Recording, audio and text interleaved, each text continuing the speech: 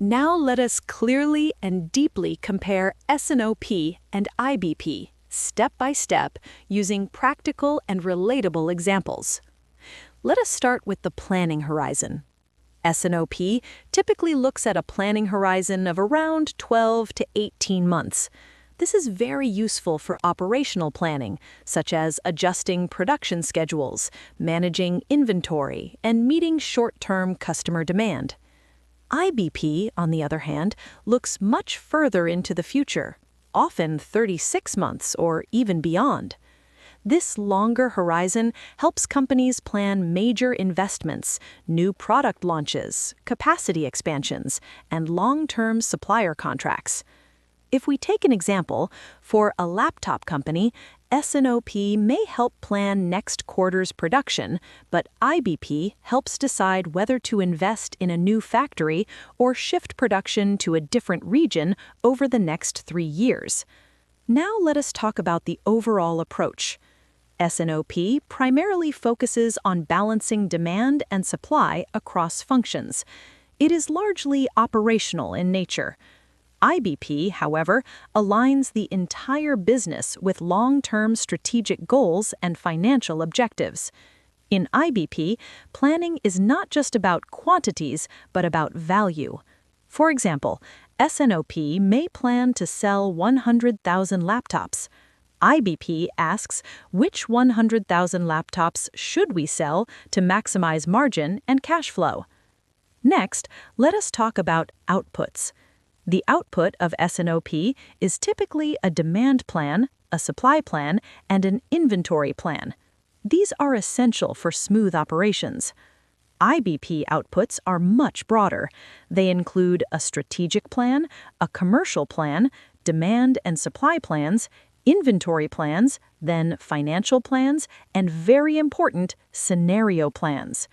When we talk about scenario plans here, IBP does lots of scenario planning, like what if competitors enter in our market, or what if we enter into new market, or what if tariffs increase in future, or what if the political situation remains difficult for longer period, or even about our products are getting declined demands due to upcoming cutting-edge technologies, or even about chip shortages, rising component costs, or a currency fluctuations. In S&OP as well, we do scenario plannings, but for a short period of time, that too on operational level. For an example, what if supplier fails to deliver in next quarter? Or what if freight charges go up in next 4 to 5 months? So simply, IBP allows leadership to choose the best scenario based on business outcomes, not just feasibility. Let's understand with an example about selling same quantity but with different impact. In a laptop business, IBP may conclude on a decision to prioritize premium gaming laptops over low-margin models, even if total volume of sales is lower. Now let us talk about KPIs. S&OP typically tracks KPIs such as forecast accuracy, bias, on-time delivery, on-time in full, and service levels.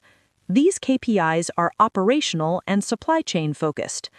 IBP, on other side, tracks KPIs that focus on business outcomes. These include revenue, gross margin, operating margin, working capital, and return on investment. This is a major shift. IBP connects planning decisions directly to financial performance.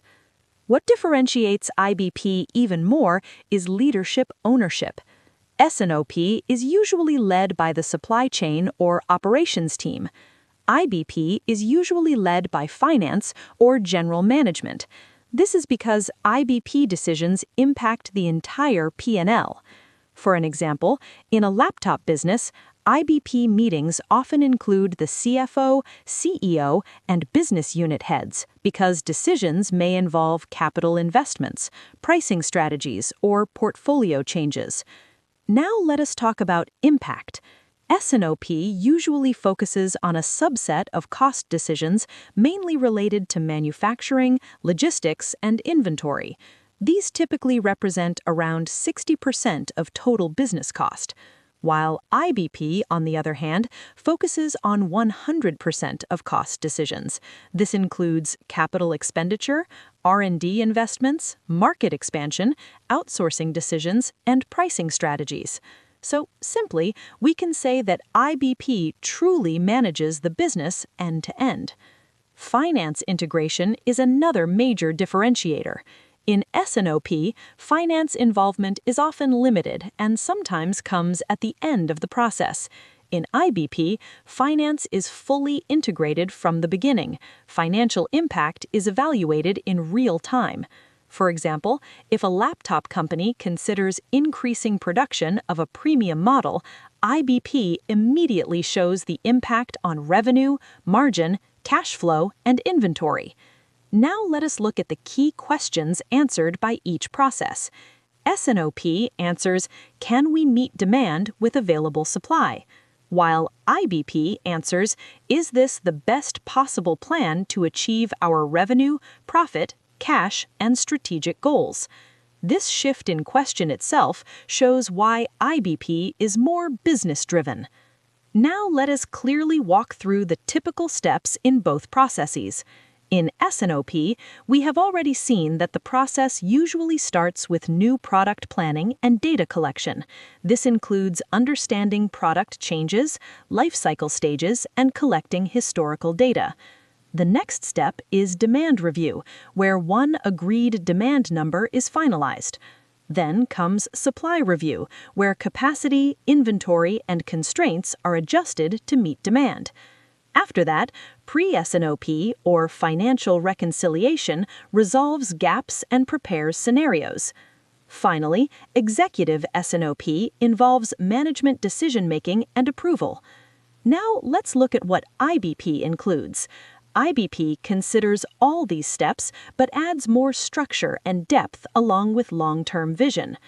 IBP starts with a strategic review, which is a new and very important step. This step defines long-term goals, strategic priorities, and alignment across leadership. Next comes product and portfolio review, where decisions are made about which products create value, which products to grow, and which products to phase out. Then comes demand review, but now demand is combined with market intelligence and with long-term insights. Next one is supply review, where plans are evaluated for capacity, sourcing, and network trade-offs in the long term. Next, financial reconciliation. In IBP, this step deeply analyzes P&L, margin, and cash impact. Finally, management business review brings everything together into one aligned long-term plan. I hope this clarifies the major difference and you now understand how IBP differs from S&OP. To summarize the comparison, S&OP is excellent for short-term operational planning. IBP builds on S&OP and adds strategy, finance, and executive ownership for long-term success. S&OP keeps the business running smoothly. IBP ensures the business is running in the right direction. Now, let us summarize IBP once again in simple terms. Integrated business planning is not just a planning process, it is a management process. It helps organizations make smarter, faster, and more aligned decisions. It breaks silos, improves transparency, and connects planning to business outcomes. In today's volatile and uncertain world, IBP is no longer optional for large and complex organizations. It is a necessity.